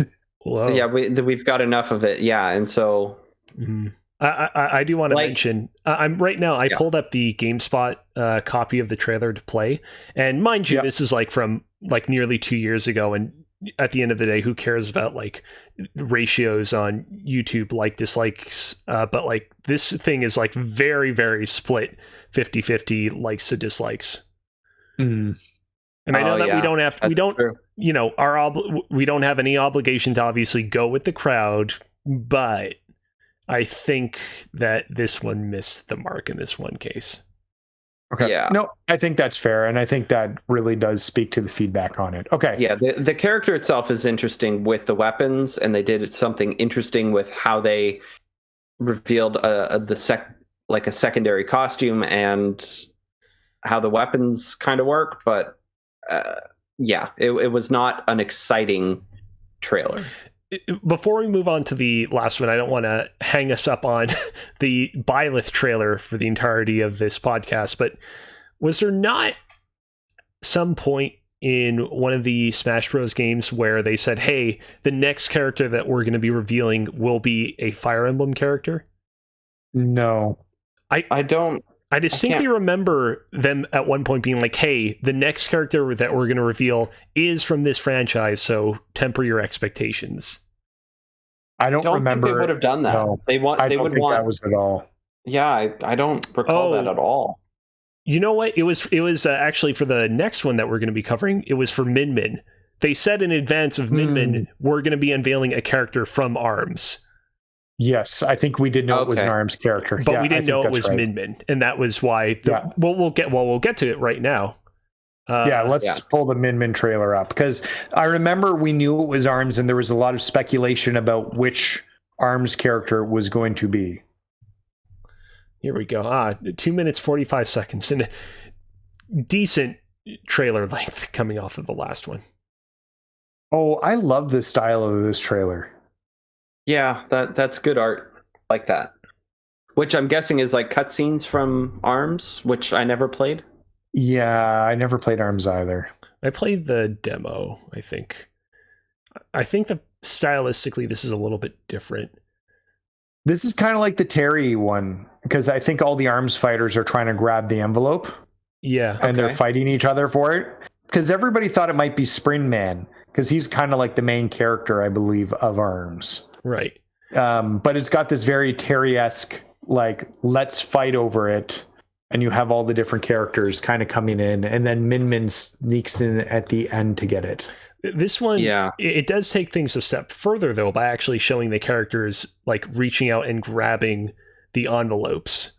Because previously, it's like, if you had just watched the King of Fighters trailer, you would assume that like the moment you touch the envelope, it's like, oh, now you have the special power imbued into you. And this one, I think, kind of messes with that preconceived notion. And here we go. Yeah. And Midman was there the entire time, which was interesting, too, because she was at the back of the shop while Kirby and Captain Falcon were eating. Now, you guys haven't played it. Who is Midman in terms of the story? Like, just like the secondary character? Like, I don't know. How? I don't know enough about ARMS lore, honestly, to tell you where she fits into the lore. Got it. She owns like that ramen shop that we saw earlier. I'm pretty sure she like owns it. Like, I think her backstory, she's like the character that like is in the tournament because she wants to keep in business or something. Like, I think if I remember correctly, she was chosen because she was the most interesting in terms of combat. What he thought, because a lot of the characters are just fists on the end of their thing, and she has some options for what you could put on. Okay. So, as far as the trailer goes, once again, this is a stylistic trailer. This falls under like the Joker and Terry trailers, which I like because it's very much in theme. Like, it doesn't feel like a Smash trailer initially. No. But it's in that game. It seems you have two different types of trailers as we're getting to this point, and you have. Oh, Captain Falcon's in the back there. I love that little touch, actually. You have ones that are set in the in-game world that the character's coming from, or you have ones in the Smash world where then the Smash characters, like the new character, jumps out. And I find myself tending to prefer to seeing the ones in the character, like the other characters' worlds, personally. Yeah. So, like, I think that was a good trailer. But because it is so similar to the King of the Fighters one. King of Fighters or Fatal Fury one. Yeah. In terms of like, yes, they're both combat games, but it's very similar to that trailer in that regard. Like the story through line of the trailer is basically the same. Because at the end, Terry comes in and steals the show. Okay. I mean, I don't disagree. I still do I do love the meta narrative about how they unveiled in advance that it would be an arms fighter. And so the entire trailer, you go into it with this preconceived understanding that, okay, it is going to be one of these characters, but which one ultimately will they side with? Yeah. Okay, so let's go through the rankings here. Better than Piranha Plant? Yes. Yes. Okay. Better than Byleth? Yes. Yes. Better than Dragon Quest Hero? Yes. Yeah. Okay. Better than Joker? Yeah. I like the anime style in this better, personally. That's not exactly what we're ranking here, but I think... Well, it's what trailer you prefer. Yeah, I think I like it better. Cozy? Yeah, I think so as well. I think I was... looking back on it in retrospect, I think I was maybe a little bit too high on Joker's trailer at the beginning. I think that trailer was a great start to this series of DLC fighters, but yeah, it's better. Yeah. Okay. Better than Terry Bogard? No. Can we do equals too? No. Or nope, not admissible. All right, I'll side with AJ and I'll say, yeah, I think the Terry Bogard trailer was a little bit better just because, yeah, it did it first. Okay. Honestly, I was going to fall under that too. So, okay. So next up, we have a trailer that my kids freaked out about. Let's talk about Minecraft Steve. Did they watch this trailer live with you or after? I recorded the reaction. I don't know if it was live. Maybe it was. I can't remember. I might have put it on for them in an hour later. They wouldn't have known by the time that they watched it like they did with the Sora one. Yeah. I think my video got 3,000 views of them. Yeah. Of them freaking out about it. I think this trailer is really cool because similar to Piranha Plant, it actually starts in Smash, but then something happens. Well, Mario flies off the stage and gets plunged into darkness, and then you start seeing. My kids knew this. They knew this was Minecraft at this point. I didn't know till Steve broke through the wall. Me too, because there's very distinctive sounds and the eyes of the spiders in the dark, and then Steve breaks through the wall. Sorry, Steve rocks the block, if you will. Yes. And then this part is just hilarious. He's just Mario's just standing there, not knowing what to do, and then, oh god. Oh. Then he gets trapped in with the creeper, and the creeper explodes. It's so fucking good. It's a good trailer. I love the music in this trailer. As I understand it, they couldn't get any actual music from Minecraft proper, so they had to get music from Minecraft Dungeons and the Minecraft Pokemon Go clone. But the music that they got was really good. Was it just licensing Minecraft or music? I don't know. A weird thing. Sakurai himself in the trailer didn't really elaborate. Huh.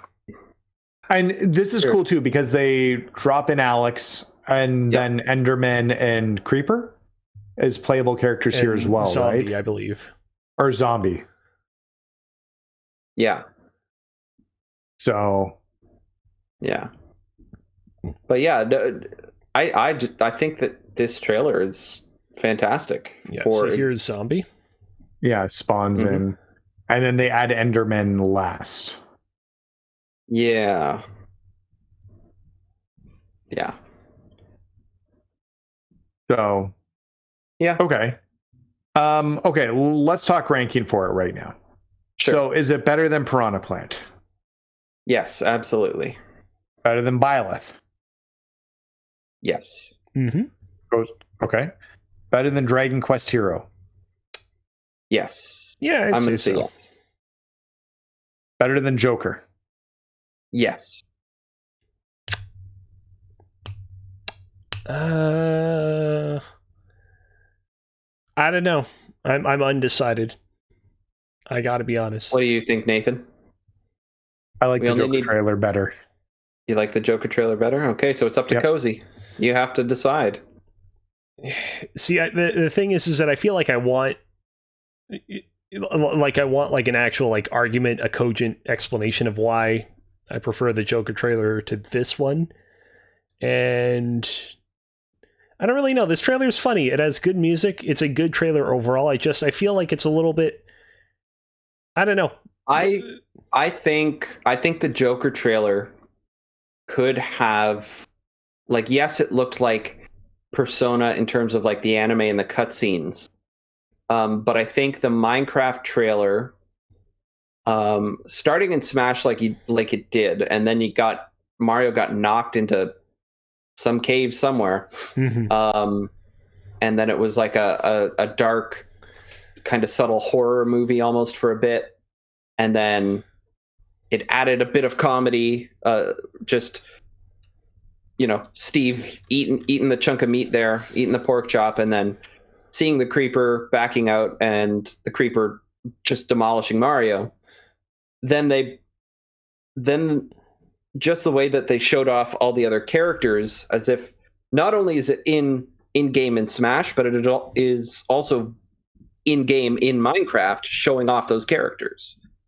And the Joker trailer didn't quite do that, in my opinion. It didn't have the same awe. The Steve trailer definitely benefited from being able to show actual footage, which is something the Joker trailer wasn't able to show because it was very early on. Yeah, that's fair. You know what? I will rank it higher than the Joker reveal, but no further. Okay. You good with that, AJ? Yeah, that's as far as we can go. I would have put it probably under Banjo, but if you guys can't get it up that high, then there's a pill for that somewhere, I hear. Yeah, I was just saying that we're going to be talking ED jokes soon. Yep. Okay, so Minecraft Steve is in at number 4. So after Minecraft Steve, we have Pyra Mithra. Was it them first? Or Sephiroth. Sephiroth first. Next. Yeah. And it was Pyra Mithra. So this one happened at the Game Awards, mirroring the reveal of Joker, although this one actually happened a little bit earlier in the show, if I recall correctly. Yeah, and I think this one it's a Smash trailer because of the characters you're seeing on the screen. Right. Yeah. And it's a recreation of the World of Light intro, and things are not going good for our heroes. They're kind of getting the... It's also the first time they did that in these DLC trailers, or second time. Yeah. Mm-hmm. It's the second time they incorporated World of Light. And think that things are going bad, but they're about to get even worse. And we also get to see some characters that were introduced as DLC, like Banjo-Kazooie and the hero. Now, this part's cool. Very Thanos. I like the like shaky cam zoom in. Yeah. And Cloud, like focusing on Cloud, so specific there. Yep.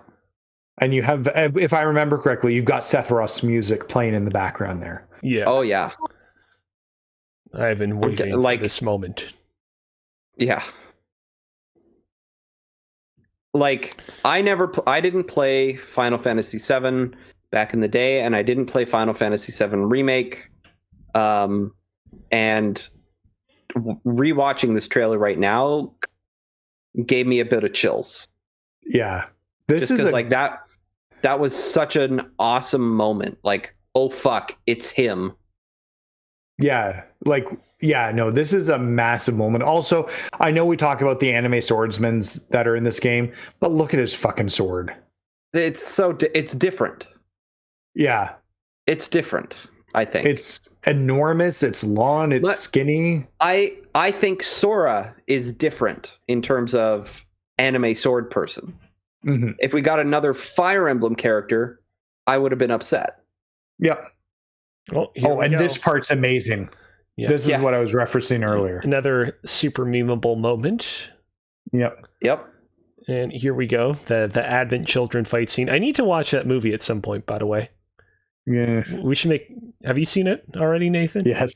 I had it at one point. My wife and I sold my entire DVD collection because we just never used it, and it was taking up room. But I had it up until recently. Yeah, no, this is a good. This is a good trailer. Yeah, it does a lot of things right. It gives you feels. Yeah, absolutely. It's not even over yet. No. And it more feels than what I'm used to getting from the trailers. And like AJ, for somebody who's not familiar with Final Fantasy, for you to be getting chills during this, I think that speaks a lot. I'm not familiar with the source material, but I am familiar with the meaning that it has, right? And the importance of the source material. And that's what kind of gives me the chills with that. Yeah. Okay, so let's start the ranking. One last, better than before we get into the rankings, one last thing that's worth pointing out about this trailer. Up until this point in time, I think a lot of people assumed that we were not going to get any more like Square Enix representation in this game because of how kind of bare bones Cloud's inclusion in the game was. And so getting Sephiroth was like, oh wow, this is pretty cool. Mind you, he didn't come with like a huge like deluge of music and stuff, but nevertheless, it was better than the one song they gave Cloud. Yeah. I think it was like 10 or something that they gave Sephiroth. So Cloud only got one song, is my understanding, if I remember correctly. So, okay, so better than Piranha Plant. Yes. Better than Byleth.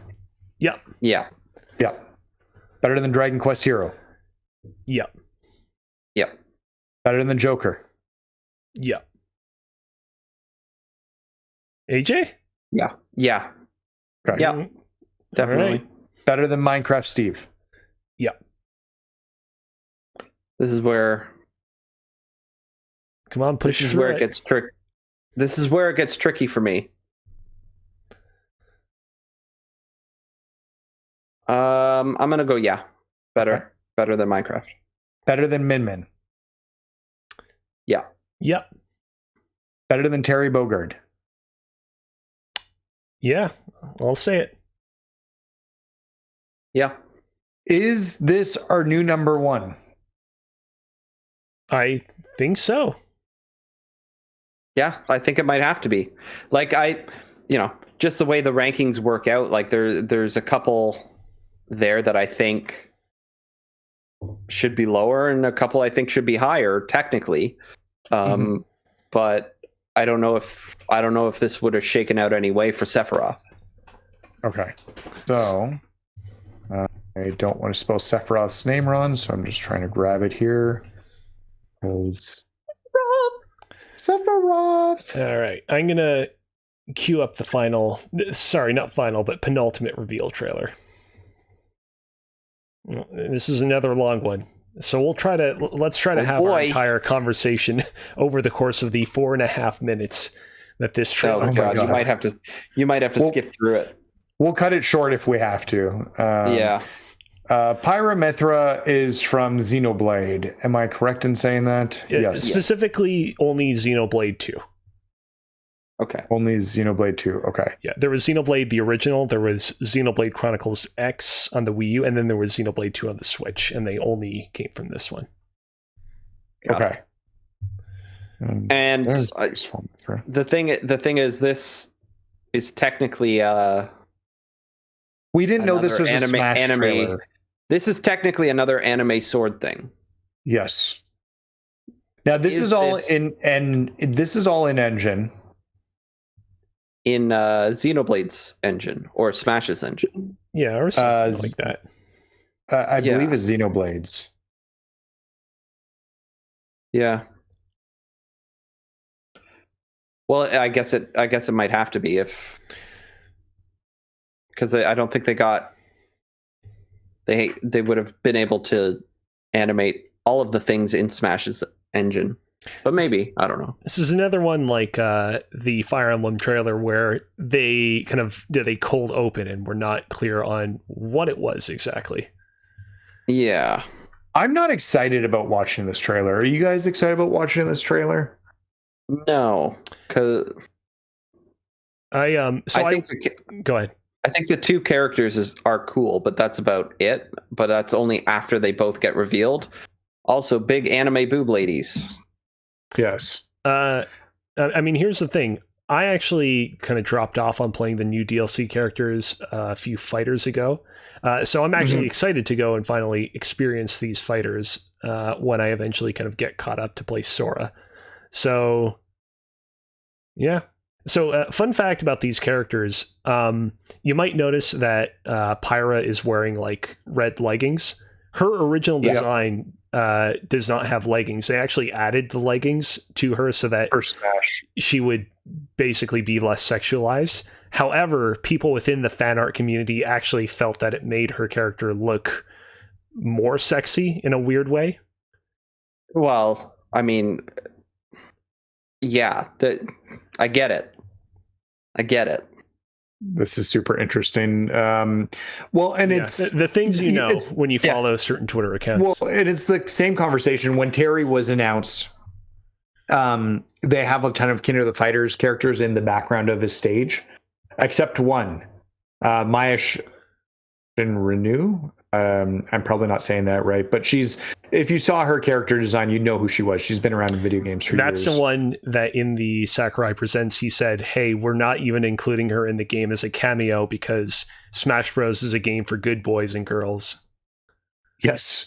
And her boobs. Actual quote.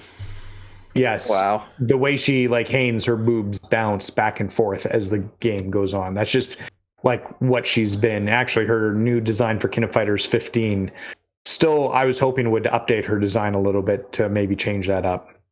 Okay, so that being said, we're not talking about that. We're talking about Pyra Mythra. Let's start ranking right now because this trailer just keeps going on and on and on. I do want to say before we do the ranking, it is cool that Xenoblade Chronicles went from that game that they were petitioning to get into the West to like a kind of perennial Nintendo franchise that we see continuously represented in game reveals and Smash and whatnot.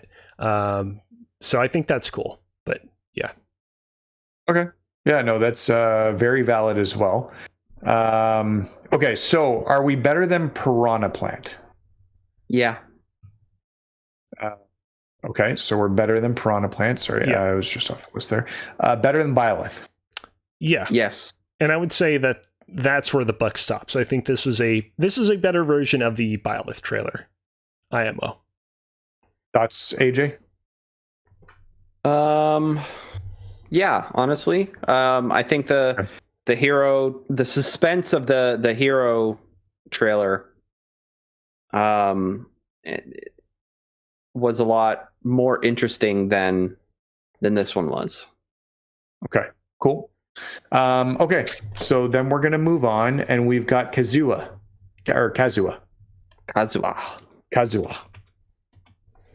Now, we were watching this trailer together because there was some sort of Nintendo Direct, I believe, where this was announced. This was at E3.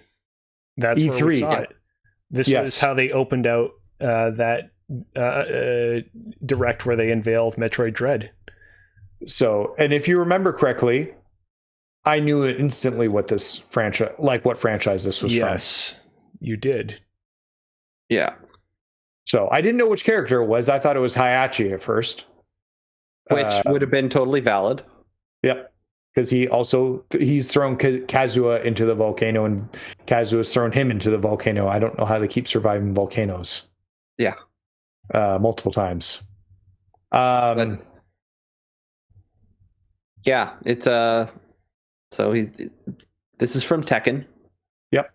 So it's a Tekken character. I love the throwback to Tekken, and if you know Tekken, then you know what that is. If you don't, you don't. But this is the part I really appreciated. Him throwing all the Smash characters into the volcano. It's just one after another. Yep. Midman, where he has to get off her arm. Yeah. And here we see that's Devil that's a Gene super stuff. good moment. Yeah. Yep. So, because he can play in his devil mode. And I love the fact that they have his suit costume in there too. Mm-hmm. Yeah, there's Heihachi, but I think they're doing a really good thing, very similar to the SNK throwback and as well as the Midman. the Midman one, Mhm. right? Now it's not the same storyline as the Midman or the Terry Bogard one. Yep. But it's its own thing, but it's another good throwback for those in the know. For those who know, they Yeah, that. no, 100%. Okay, so let's start ranking. Better than Piranha Plant. Yes. Yes. Better than Byleth. Yes. Yep. Better than Pyramithra. Yep. Yes. Better than Dragon Quest Hero. Yep. Yes. Better than Joker. Yes. Yeah. Better than Minecraft Steve. No. No. I think it's good right where it is. Okay. Yeah. A mid tier. I won't disagree with that. I do think it is a mid tier trailer. I think it's good in a lot of what it does, but it doesn't reach the highs that we have some of the other trailers hitting at the same token. Correct. Yeah, it was a good, So a good kind of bog standard Smash Bros. Trailer. I'm looking for the spelling of Kazuo to make sure I don't screw it up. It did what it needed to do to keep me entertained as a non-Tekken fan, and yeah. Yeah. So, okay. So, Kazuo is now in. There we go. Okay, so we got one final trailer. Yes. Our final DLC character. Now, I want to make sure that I get the right version of the trailer, because during the Direct, they played a shorter version of the trailer, and then they, at the end, played a longer version that has a little bit of extra footage. So I think I got the right one. Yeah, I think they put add all the of it together. gameplay. Yeah, they add the gameplay into it, and then they put the final smash at the end. Even though he told us he wouldn't show it to us earlier, he then adds it. So okay, so this starts with the original, almost similar to the original Smash reveal with Inkling. Yeah, this is a direct throwback to that Smash Ultimate the original. reveal. So yeah. You guys remember how I told you about how horny people on Twitter found the version of Pyra and Mithra with leggings to be interesting in that way? Yeah. People on Twitter also found the stone-faced vacant version of the fighters to be interesting in that way as well. And that's all I'll say on the matter. It's it would take a long time to explain. Let's not then. Okay. Does it have anything to do with real dolls? It's actually maybe it's tertiarily connected to that. You're actually not on the wrong track, but anyways. All right. Got it. So we've got Mario. He's kind of awoken from his amiibo base. Yeah. Where he was frozen, and he sees this flaming something. And he grabs it. And then he throws it like a normal fireball, but then here we go. It's revealed 90% of their budget for Sora went into showing that one Mickey Mouse icon.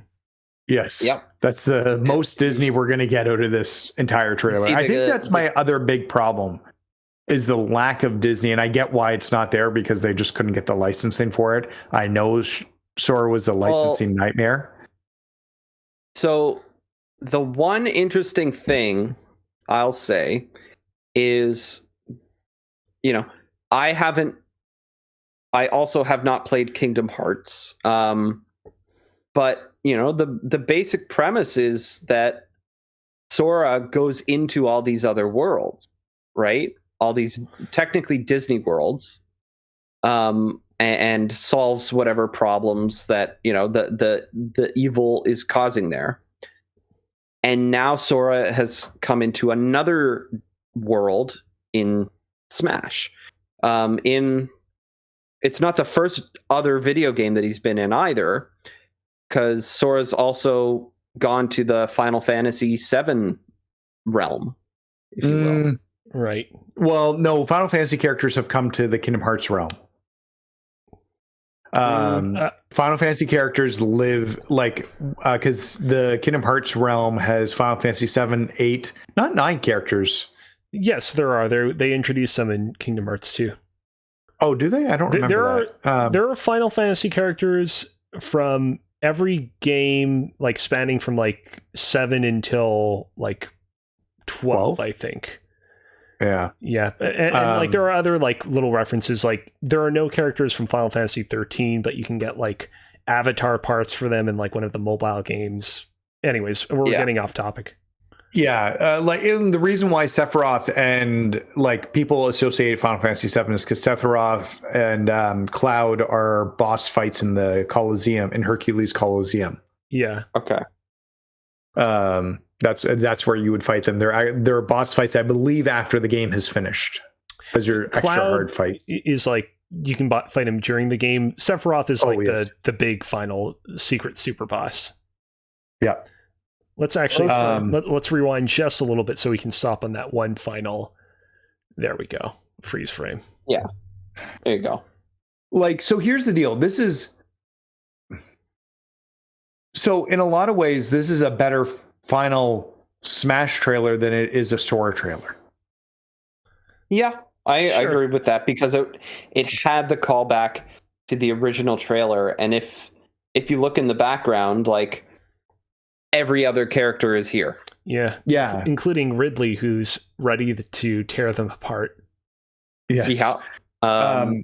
Even the DLC characters are in the background somewhere. Yeah, like everybody's there. And it's one of those things where, like Midman's right there, you can see, and Sephiroth is right behind Midman.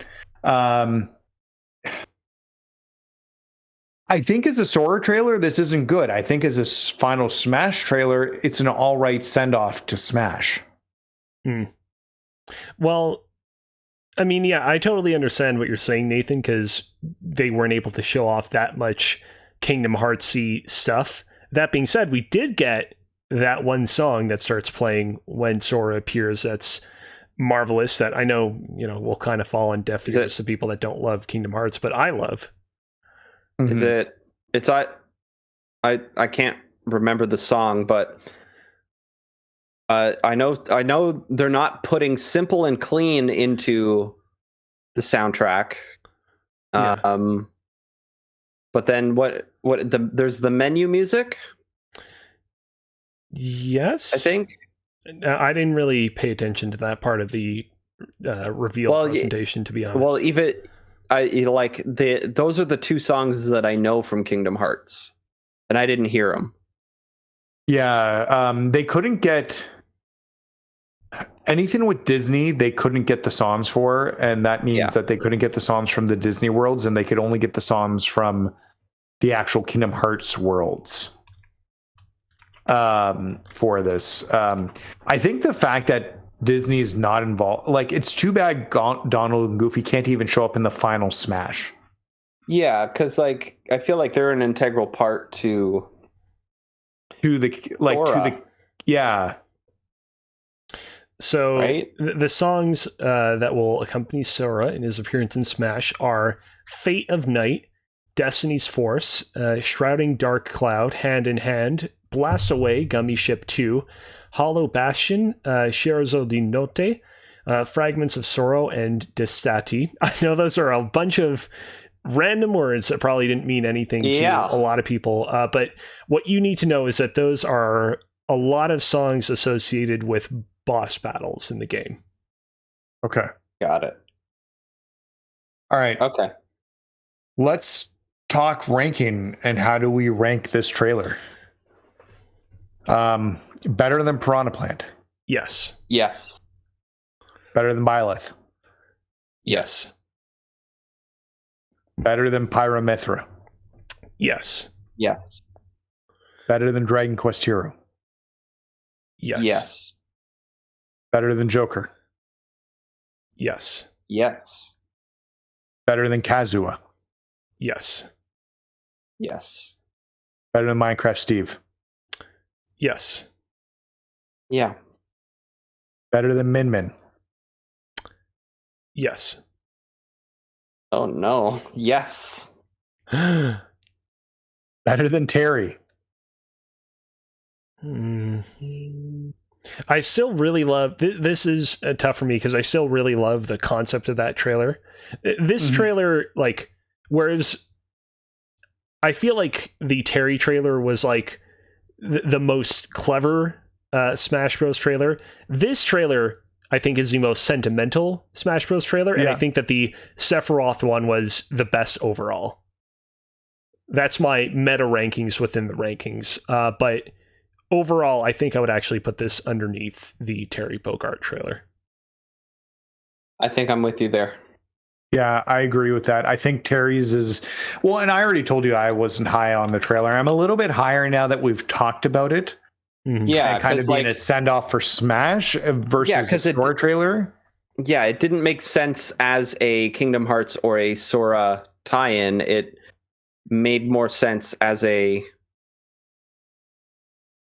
just as a Smash trailer, right? So we're running a little bit long here. I do want to leave you both with like one last thing before we close out the episode. Okay. I wonder if this trailer would have been way stronger if we hadn't known that there were going to be 6 fighters in the second DLC pack. Because if you recall, originally when they unveiled DLC Pack 2, they showed 5 and then they're like, oh, psych, they're actually 6. What if they had unveiled 5 and then Pyramithra, what's his name? Kazuya had been the last one that they had shown off and been like, all right, well, that's the end of the DLC fighters. And then randomly at the end of a direct, they were like, oh, by the way, we have one last thing to show you. And you see all the characters turn back into statues. And it's like, I feel like in that context, the trailer makes a lot more sense. It's like, okay, this is the end of Smash Bros. This is the end of an era. Oh, no, it's not. We have one last surprise. And I feel like knowing going into the trailer that we have one last character coming kind of undercuts that moment of surprise when we do see Sora and we see Sora kind of free all the characters from their, silent stoic forms. Yeah. Well, you know what? I guess in a way that, I mean, the overall idea of Kingdom Hearts and like the grand concept of like what you're doing story and gameplay wise, is you're kind of like saving those other worlds, right? And so Sora coming into a group full of statues, right?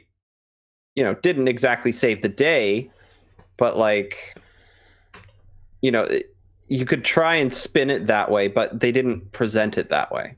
Mm-hmm. So, okay. Yeah. Well, I think there's a lot of food for thought here. I think we have a good list here. Just to recap it for everybody listening so they know the final rankings.